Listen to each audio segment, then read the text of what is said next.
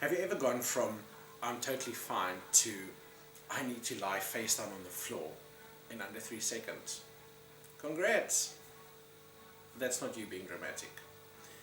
It's just your nervous system throwing a full body tantrum because it thinks eye contact is threatening. Again. So let's talk about polyvagal theory, or as I like to call it, why I felt personally attacked by a group text. So here's the deal. Your nervous system is not some polite switchboard operator taking calls from your emotions. It's more like a moody DJ in your brain playing fight, flight, or fully dissociate, depending on whether it's your bay or you've been left on red. Again. So your nervous system has 3 settings, like a broken toaster. In 1994, Dr. Stephen Porges, I can't remember, came up with something called polyvagal theory, which sounds like a yoga pose, but it's actually a super useful way to understand why you suddenly feel the need to scream or cry or nap. So here's the basic layout. You have your ventral vagal state, also known as I feel safe and may even be able to make eye contact today. This is your nervous system's best case scenario. You feel calm, your heart rate is steady, you can talk to people without spiraling, and you might even create something instead of just surviving. Also, you digest food like a champ. Honestly, iconic.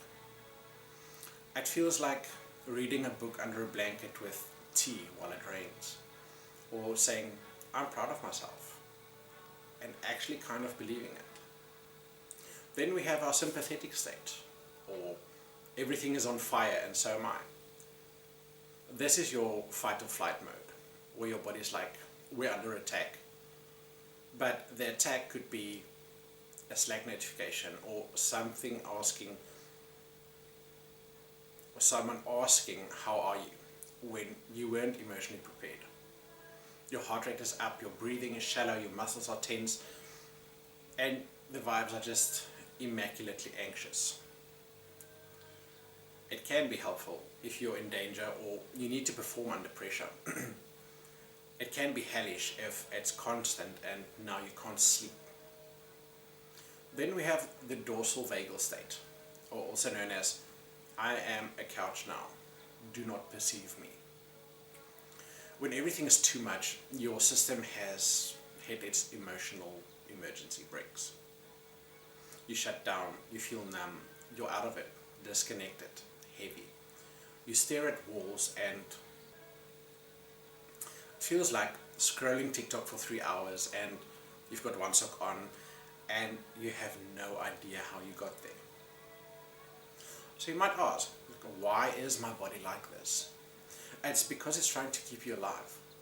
It reacts to vibes and not facts.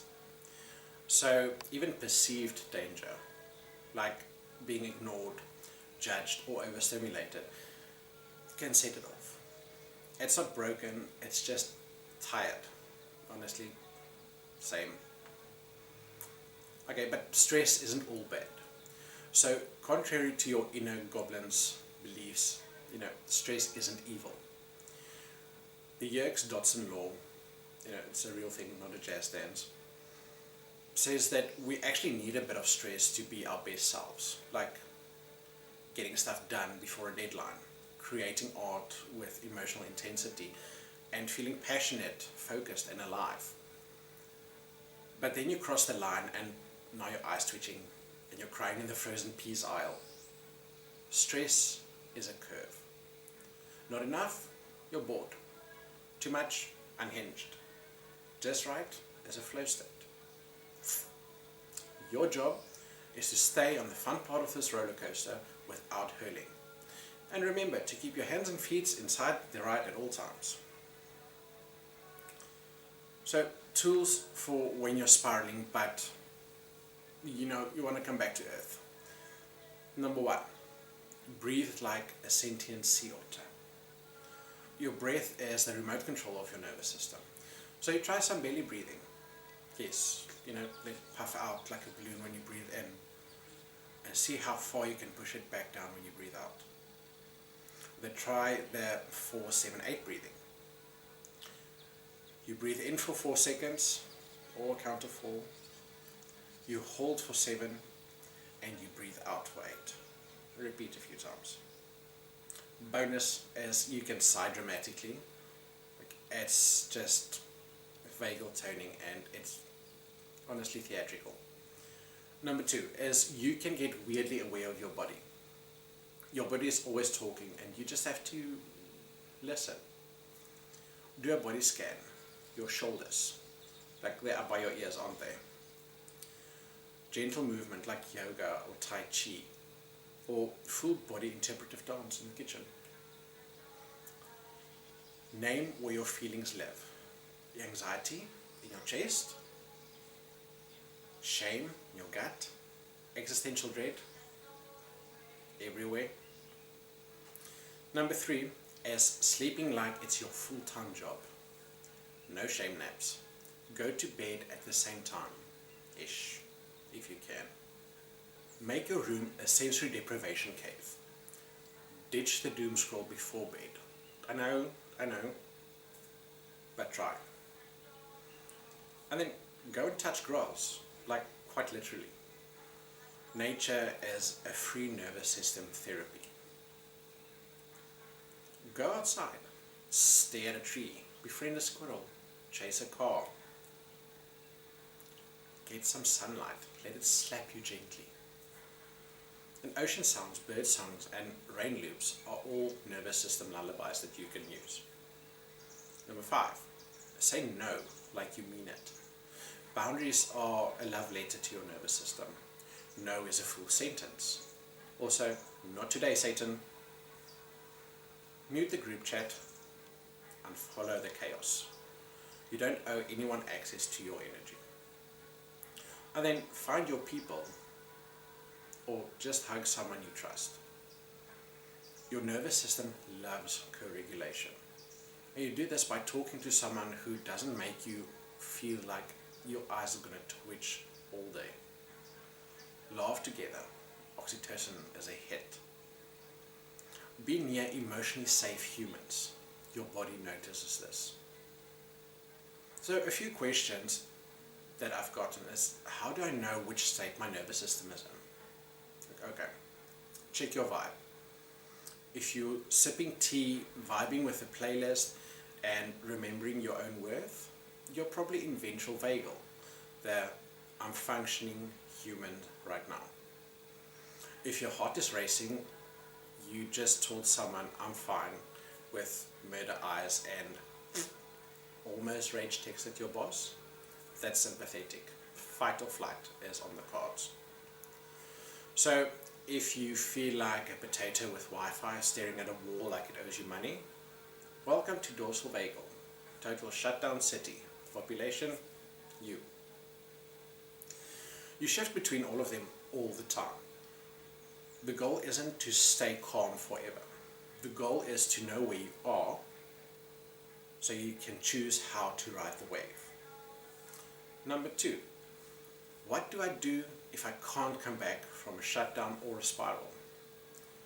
So first, let me say this, you are not broken. You are just in deep soup. When you're too far gone for breath work or going outside and befriending a tree, try this. Go micro. One thing. One sip of water. One deep sigh. One sock. Start there. Borrow someone else's calm. Text a safe person like, I'm spiraling and I need to just exist near your energy right now. Then no decisions, no fixing, no pressure. Just witness yourself without judgment. Like, okay, I'm once again becoming emotionally free or relaxed, depending on how you look at it. And remember, shutdown isn't failure. It's your nervous system saying, I need a minute. So take a minute. Then, what is the difference between anxiety and nervous system dysregulation. Anxiety is like a fog machine. It kicks in your brain and suddenly everything feels like a horror movie. Nervous system dysregulation is the whole lighting rig short-circuiting. It's not just thought. It's your entire body saying, we are not okay, even if nothing obvious happened. Think of it like this. Anxiety is what if something bad happens. Your nervous system, something bad already did or feels like it, even if my logical brain disagrees. Sometimes they hang out together. Sometimes you need to dance weirdly in the kitchen and just yell, I have a body. To remember that you're not a floating brain in crisis. The fourth question is usually, can understanding the polyvagal theory actually help me? Yes, but not because it's magic, because it gives you language for what your body has been trying to scream for years. Understanding your nervous system means you stop calling yourself lazy when you're actually just shut down. Stop shaming yourself and stop shaming your panic and start responding with compassion. You build a toolkit that actually fits your biology, not just hustle culture memes in disguise.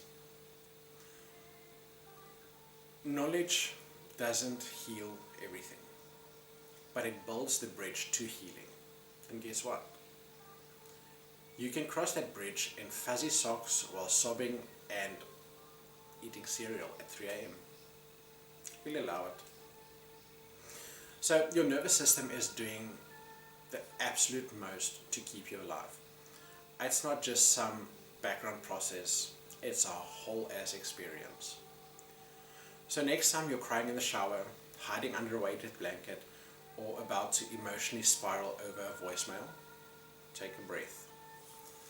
Your body isn't failing, it's talking. And now you've got subtitles. So this is Soulfolk and Co.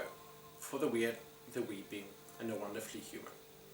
Like, subscribe, and tell me in the comments below what it is that makes you feel like spontaneously combusting. And remember, you can always throw some glitter and run away while yelling, "Not today, heathen child!" at anyone who tries to disturb your peace. Bye.